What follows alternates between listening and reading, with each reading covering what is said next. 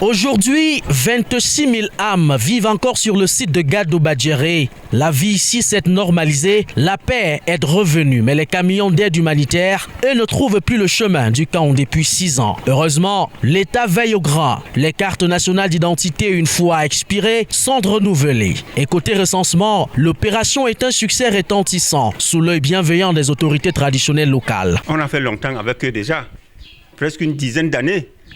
Ça veut dire qu'on se connaisse.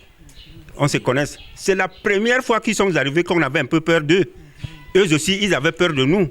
Mais après, on s'est connus. S'ils se font recenser avec autant de ferveur, c'est peut-être parce qu'ils ont appris à ne compter que sur eux-mêmes. Fini le temps de l'assistanat. Pour survivre dans ce camp, il faut retrousser ses manches. La preuve avec ce boutiquier qui a troqué le statut de réfugié vulnérable contre celui d'entrepreneur acharné.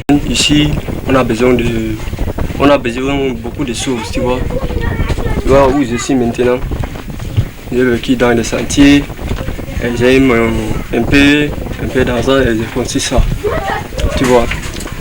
Toujours je suis là et je construis Dieu, tu vois un peu. Mais dans la vie maintenant, il y a beaucoup de choses ici qui passent ici. Des débrouillards qui, sur le plan statistique, font rougir de nombreuses grandes villes du pays. L'administration locale affiche en souris lâche. Le camp de Gado Badjéré a quasiment fait le plein. Et concernant ce camp de réfugiés, on peut dire actuellement que la quasi-totalité des personnes sont recensées. Tous les habitants de ce camp de réfugiés ont été recensés, excepté quelques gens peut-être en déplacement ou qui sont allés en vacances. Et je pense que d'ici la fin, si certains peuvent revenir, on va rattraper. Mais plus de 98% de ce camp a été recensé. Mais pour recenser, il fallait une opération de ratissage. Il fallait beaucoup d'argent.